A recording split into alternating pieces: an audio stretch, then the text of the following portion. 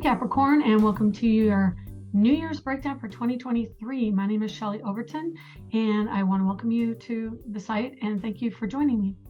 This is a reading based on New Year's Day as it aligns with a Capricorn rising, which assigns Capricorn to the first house, and everything else falls in line around that. So we're going to talk specifically to Capricorn energy. We'll go around the chart and I'll tell you what I see in the sky for New Year's Day as it relates to prediction for the year, as well as energies that are coming in. If you would like more detailed description of month-to-month astrology for Capricorn, you can go to the link below. It's the extended reading, and that is on my Patreon page. So we're going to get on with it now. Capricorn, this is for Capricorn Sun, Moon, Venus, Mars, Saturn, and Rising. I extended because all of them can be relevant if you have planetary positions in Capricorn for any of those planets. There's a stellium New Year's Day, and that is Sun, Mercury, Pluto, and Venus. The extra icon there, the glyph right below the Sun on this chart, is Vulcan. Vulcan is an energy that is assigned to the potential of a planet. It is supposedly an undiscovered planet hidden by Mercury, and they have not found it yet, but it is in many circles assumed to be there. And they gave it a name and they assigned it energy, and it is the proposed ruler, natural ruler of Virgo, but it has not been culminated yet. So it shows up on my new program that I have here, but you can pretty much ignore it for our purposes today. Maybe somewhere down the road, I'll talk about it on my podcast. So Capricorn as a sign is an earth sign. It is third to the end in the zodiac, which means it rules the midheaven. It rules your career. It rules structure and systems. It is also where we look for government and authority and for figureheads such as bosses and managers. It is also ruled by Saturn, and Saturn is the energy of authority. It is your life purpose in this life. So wherever Saturn is in your chart, we look there for your life purpose. And it rules Capricorn with similar archetype. That means that if you know the energy of Capricorn, you also know the energy of Saturn and vice versa. So astrology isn't as difficult to really integrate if you understand that each zodiac sign has a planetary or light, the sun and the moon are lights, has a ruler in one of those. And so once you know the attributes of that sign or of that planet, you can assign it to the planet or the sign. Capricorn sun just means that we're coming in the year under Capricorn, the zodiac sign. And so the sun is where we expand our energy. We feel at home. We know our personality. And the people who are Capricorn suns, this is their time of year. And so you're going to have all this energy bringing you into the new year. And Mercury is in Capricorn at 23 degrees, and it is retrograde. Pluto is at 27, conjoined with Venus. A day or two before, they were approaching an exact conjunction right before the new year. And Mercury went retrograde on December 29th and stays retrograde until the 18th of January. So these four planets in your first house means there is an excess amount of energy in your sign. And in astrology, when you have four or more planets in a particular sign, it can laser kick that energy over to the other side of the zodiac, which means you can act more in your Cancer energy. That being said, we are going to break down each of them by planet. So the sun, like I said, is your identity. It is your ego. It is where you can get your feelings hurt if somebody doesn't recognize the motivation you have in the material plane. Because Capricorn is an earth planet, it is an earth sign, it is ruling the material world on some level. All three zodiac signs that are earth have a connection to the material world. So that's Taurus, Virgo, and Capricorn. Taurus is money, Virgo's work, and Capricorn is career. And it's really in tandem, they really show us the big picture on how you see your sense of value, how you express yourself in a day-to-day work world, and how you motivate towards your career. With energy in Capricorn, you are very concerned with ambition and responsibility in the material plane, and that translates to having a good income, having a nice job with credibility, and knowing that you're reliable and responsible to that job and to the other people in your life, and really stable and grounded in. It is a very grounding sign.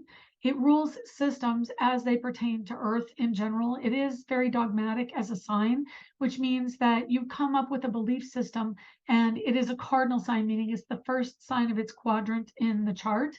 And so the other cardinal signs would be Aries, Libra, Capricorn, and Cancer. That means that it roots in very deeply, and it's initiating energy. So it's initiating energy in Earth, which means new businesses, new systems can be created under Capricorn. And that means this year in particular, as well as last year, there was a stellium last year too. We are seeing this year begin with this intense growth and productive and ambitious energy. It is an energy especially associated with Pisces. Pisces as a cooperative sign, you can grow things. You can really, Pisces is a very deep water sign, and it is the vision, the dream. And in positive aspect to any Capricorn planet, really creates like mud and clay and bricks to build things. Mercury is the energy of the messenger. He is the messenger god in mythology. He is the ruler of technology, the postal service, any type of transmission, any type of communication, short distance travel, appliances, electronics on a personal scale, siblings, small pets, and neighbors, just to name a few things, and also young children. So the energy of Mercury in Capricorn is associated with taking ownership and responsibility for your communication style and for your thoughts. And this means that when you do a task or when you give an opinion, you better be able to back it up with perceived facts. And so Mercury going direct is very stoic and practical and literal. They're not given to flowery speech. They want things to be literal. They want speech to equal positive action and precise action. They can be more critical about how people take ownership of situations because they are extremely responsible. And that means that, and that's probably true for all the earth signs, you know, they're very grounded and responsible signs. So when other people don't take ownership or responsibility, they find fault with that. Mercury retrograde means that there is an energy of unexpectedness, of not being able to pin people down. Speech may be questioned. Your speech may be questioned. And, you know, it's just a time where the normal traditional systems that you're used to are not operating in full capacity and linearity. It can be a time where things are a little bit more chaotic and upsetting to you. People don't follow through with what they say they'll do.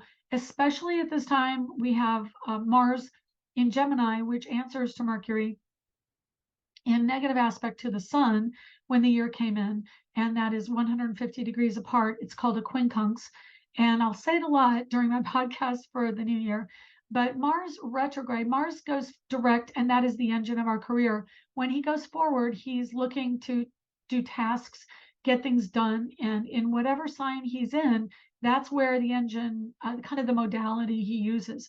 And Gemini is getting things done through work, or through words, through communications, through ideas, through, you know, talking about ideas. And when he goes retrograde, Gemini energy also is dualistic, and they are the ones that play with words, they play with ideas, so they're not always accurate. And that's a nice way to say that you got to watch out for some people and what they say, because it might not follow through. That might not, there might not be the sincerity associated with words in the sign, but Mars is the action. So in Gemini, his actions around words and thoughts and communication are not sincere or are dualistic or duplicitous. And so in negative aspect to the sun in Capricorn with Mercury retrograde, it means that Capricorn as a sign is also getting more difficult times through speech and through people telling them the truth, or being able to rely on people through speech or action. And those two energies will go direct soon. Mars goes direct on January 12th, and Mercury goes direct on the 18th of January. And so you're going to see it shift. And the energy you've been experiencing with these two planets, first off, Mercury in your first house means that you're the one being taken to task for maybe being responsible to what you said you do. And then Mars in your house of work is saying that there are two situations at work that maybe both need your attention, and maybe you need to decide between two jobs or two situations, or maybe you have to write two articles, which is a Gemini thing. You may not be able to do both, and you'll have to do one or the other. And that energy is coming through very strongly during the retrograde time, which started in the end of last year. And so when Mars and Mercury go direct within a week of each other, that energy will culminate in the decision making, in a choice from, both Mercury and Mars. Mercury is about women in authority, women who have credibility. Wherever it falls in your chart, that will show you where those women are. And then Mars is and assuming that you're a rising sign, it's in your first house. Anything else, if you're doing this based on any of your planets, it could fall in any of the other houses.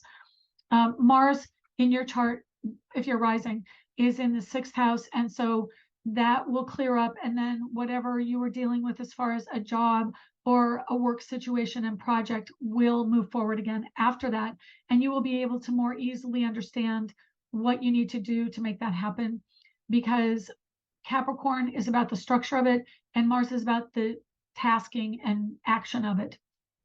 And so all that frustrated energy we came in the year with will actually release to some degree, and it will culminate in a storyline decision. Pluto is the premier planet of this year. He is about to go into Aquarius. He's 3 degrees away. It will take him till March 23rd, which basically means a degree a month. And when he goes, it will be the first time he's seen Aquarius since roughly 265 years ago, when the country was founded, America was founded. So him going into a new sign means he's wrapping up the energy of the old sign. He will have to do that over the course of the next 2 years for a period of about 5 months during each year. That's his retrograde period, and the end of the retrograde, going direct and getting back into Aquarius. So there is a 2-year period where he's got kind of both feet in each energy of Capricorn and Aquarius.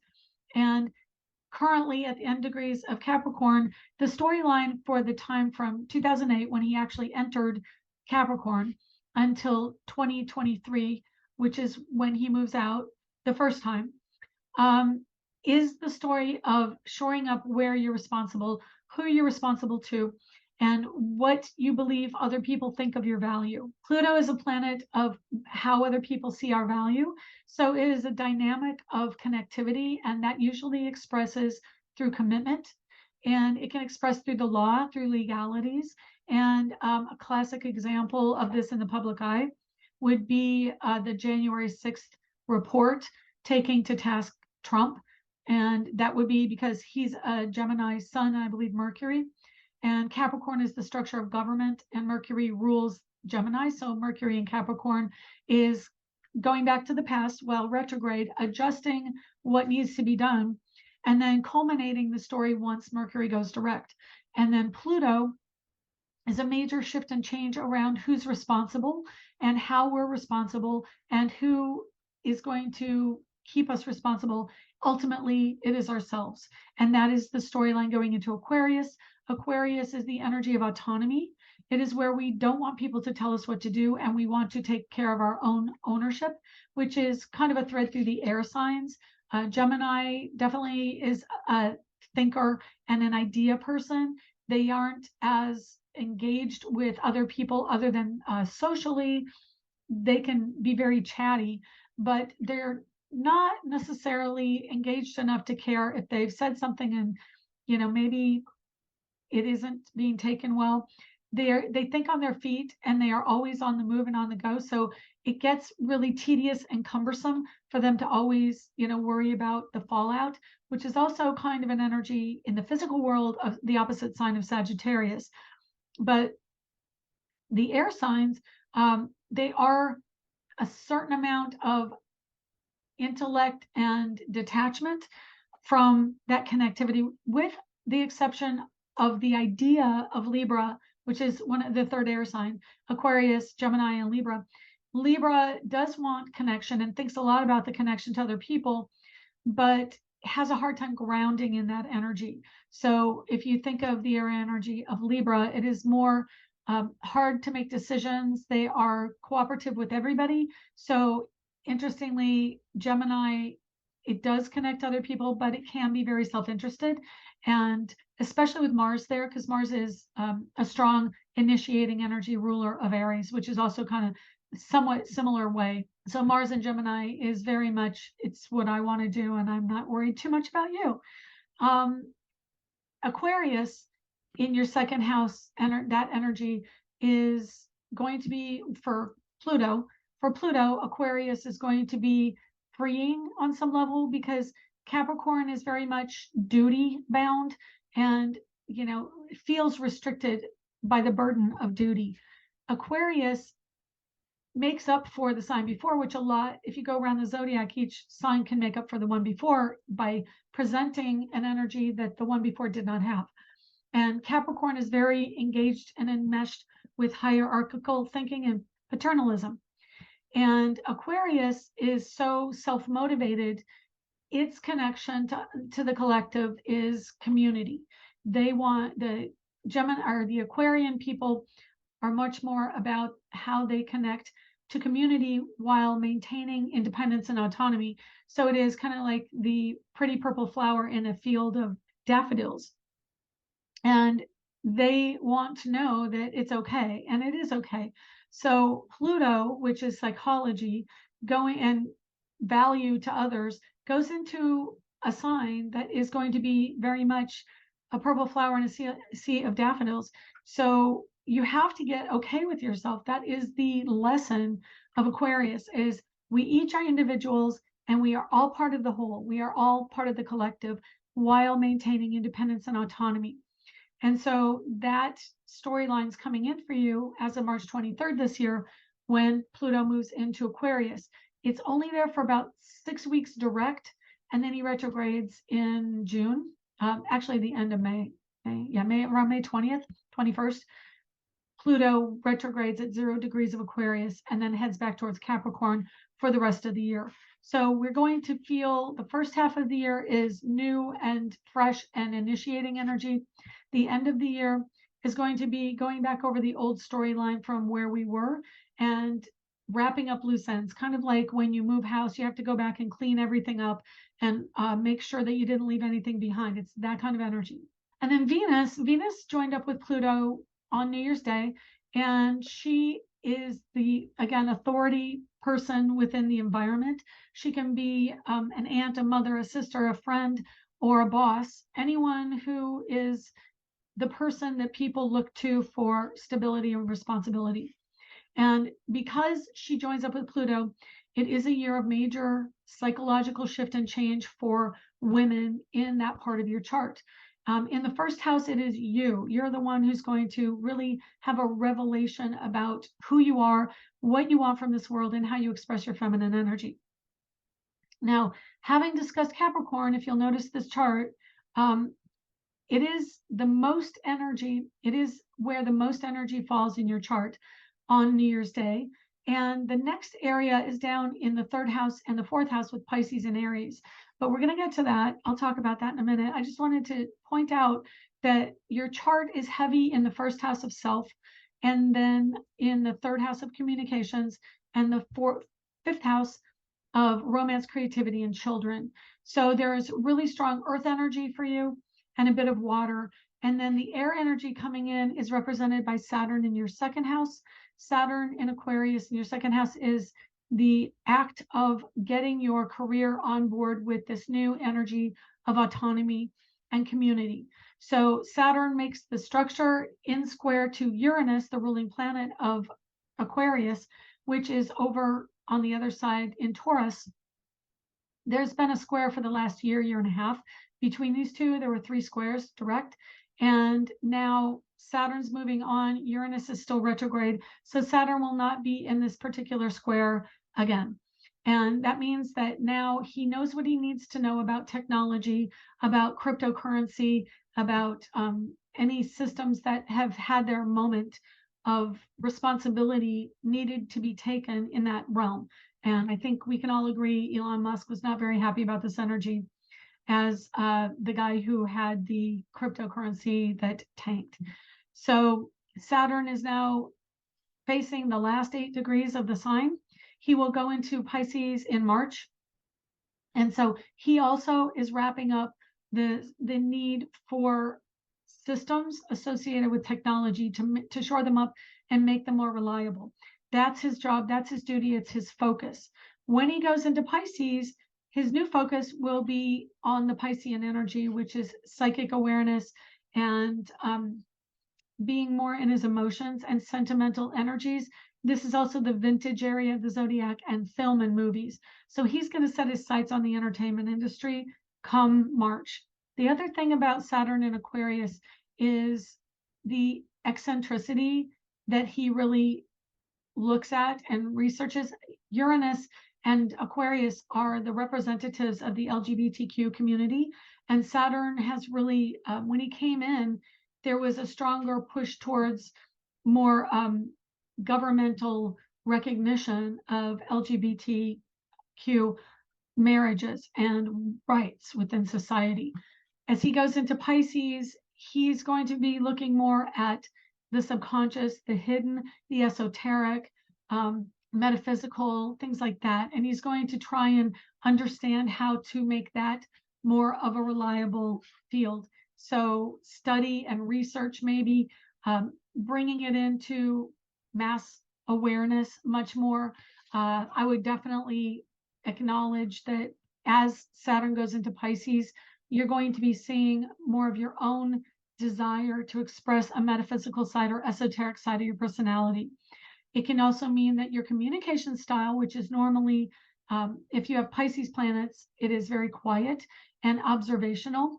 It is the sign where we don't particularly want to talk, which is Virgo, the opposite sign to Pisces. They're the chatty ones, the Mercury ruled sign, and Gemini. But Pisces just sits back and watches. Pisces sits back and observes.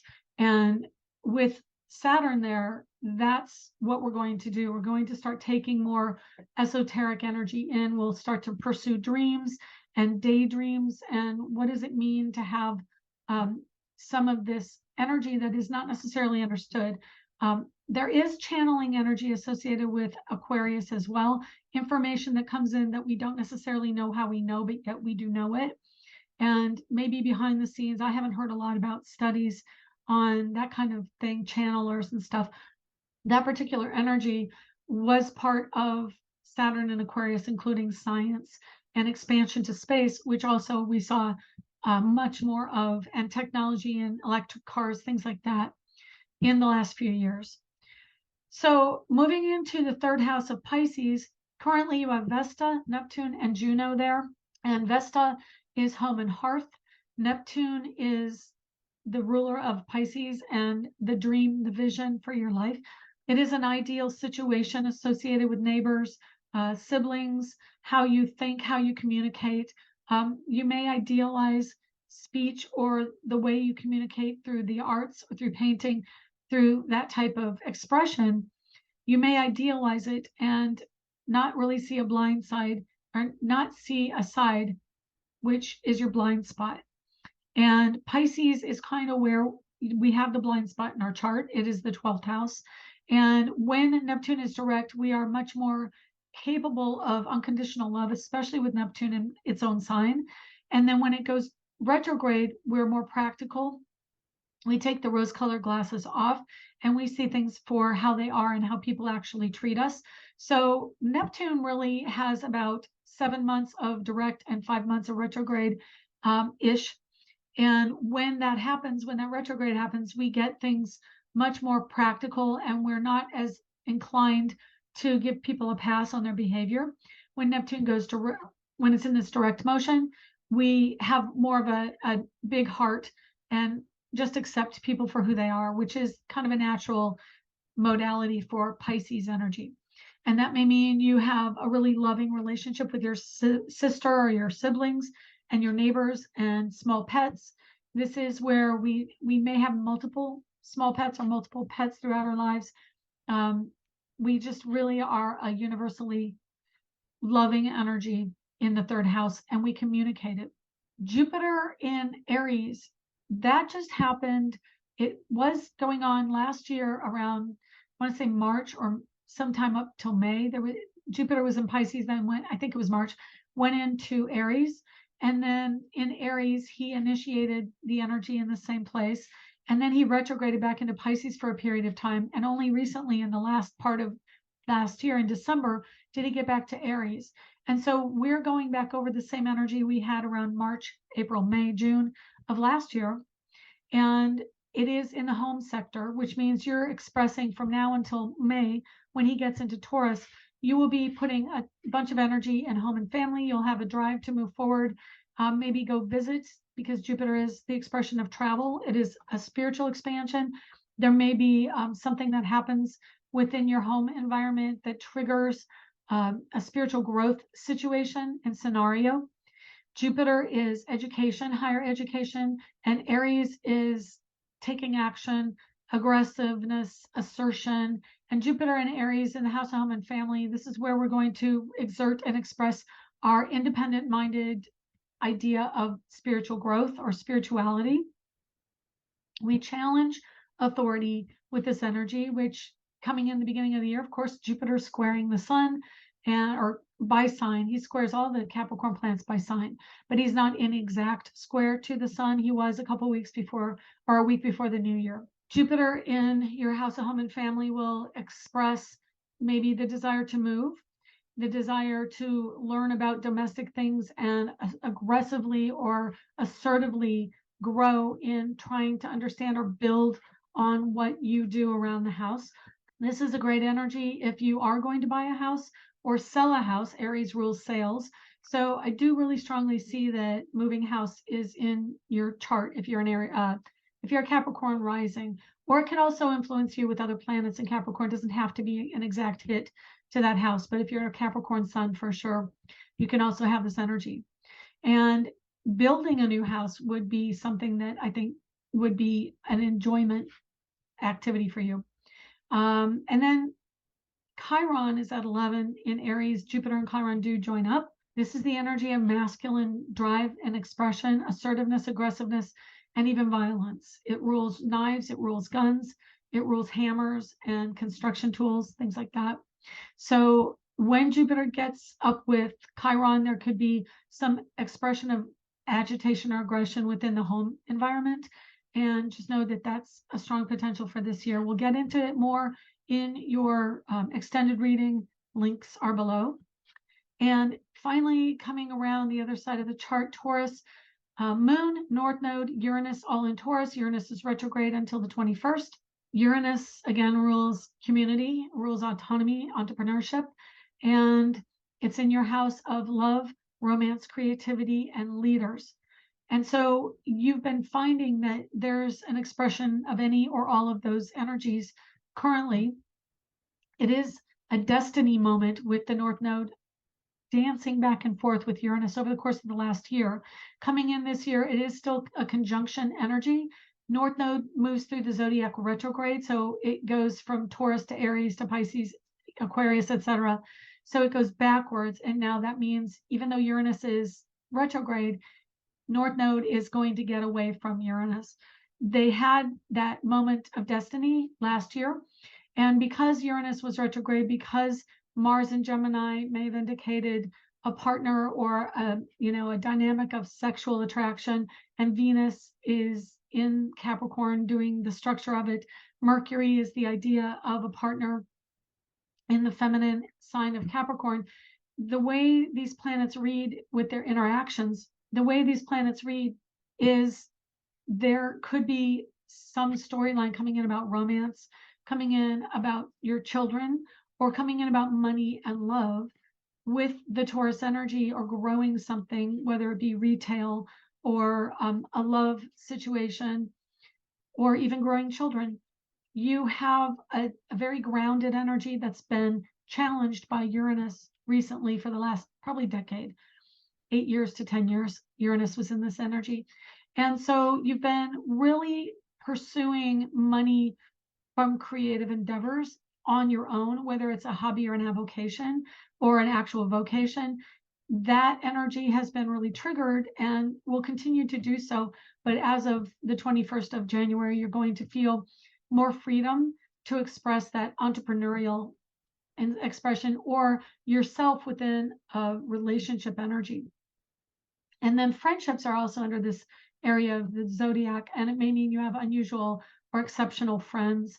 It can also potentially be the energy of autism, because Uranus rules mental health. It also rules eccentricity and alternative ways of being. And as an astrologer, I absolutely think autism is just another expression of a personality energy in this life. So all of those are part of it. Having Uranus transit your house of romance and creativity and children means that you may also not want kids.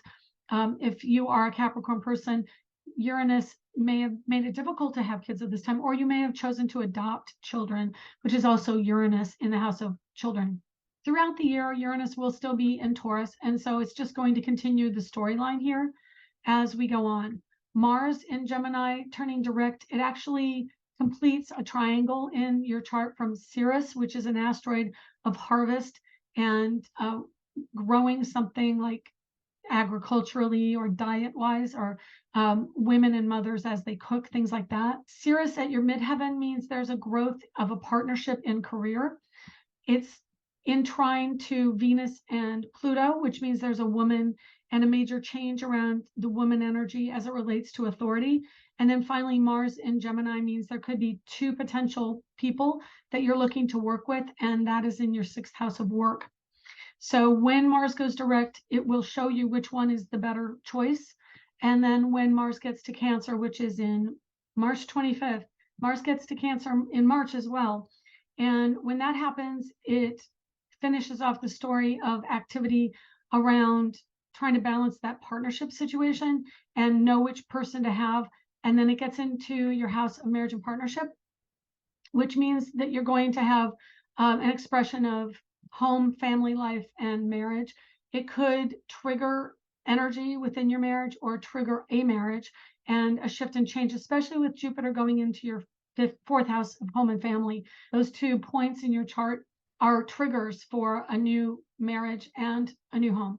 Leo doesn't have any planets in it per se right now, but the Leo time of year, which is late July, early August, is going to highlight commitment and legalities potentially for you, death and rebirth, and the emotional value of partners or of you yourself within a connection to another person significantly.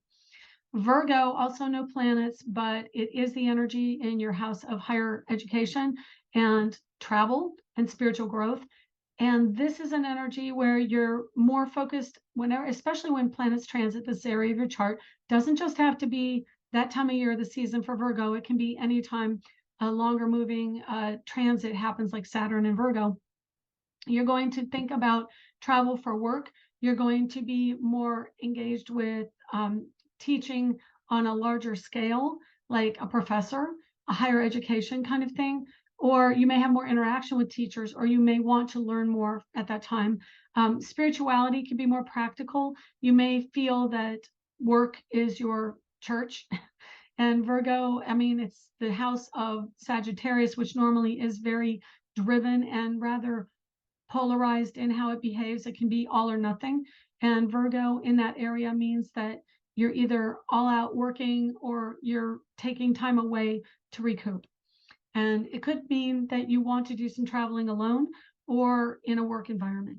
Moving on to Libra at your midheaven, again, Ceres is there, giving you a desire to incorporate some kind of diet shift or making food in some capacity for part of your career energy, whatever that looks like. It may just mean bringing in a coffee cake on Monday morning to the office. But Libra in your house of career means there is a strong desire to have an effect on people and really help people to change their lives. That is also a Virgo thing. It's very altruistic towards other people in other cultures and foreign people. Libra in your career house, it's a cardinal sign. It's very pragmatic in that area. And so you do need a partner as a natural expression in your career. It would be better for you to have a partner if you are trying to make your career happen. It shows that around your chart, especially with Gemini in the house of work, partnerships are important to you. So, and then Aquarius in your house of money is also having a social connectivity to the collective to earn money. And you may be a bit more altruistic about money. It may be harder for you to earn money with those mentalities, but having a Capricorn rising or sun is going to make you really grounded and very ambitious. So just know that bringing in the money for you may also revolve around having a partner.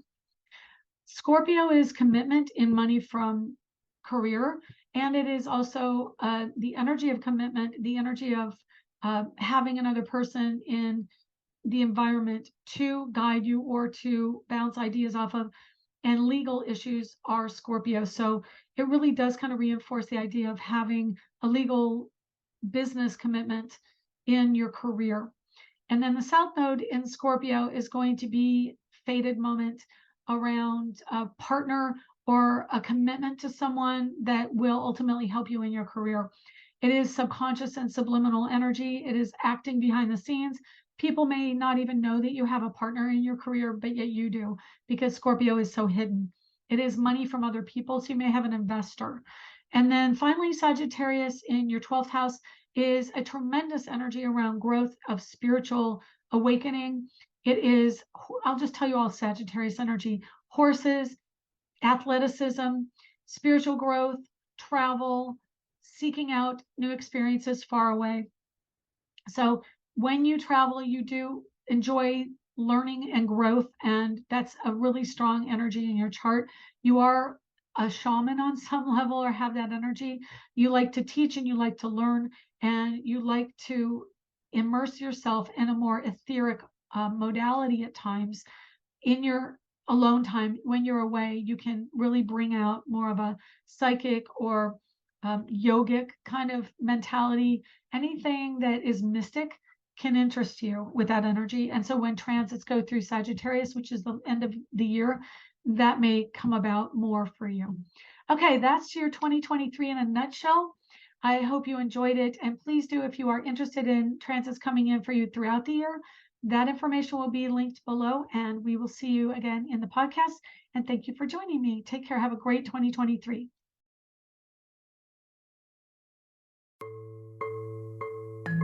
Hi, this is Shelley. Thank you for joining us this week. To contact me for a private reading, go to angeliczodiac.com under the Readings tab. To purchase my ebook, Learn Astrology, you can find it at angeliczodiac.com. Background music was provided by Kevin MacLeod at incompetech.com. Be sure to check back next week and subscribe through iTunes at AstroEnergy Astrology Show.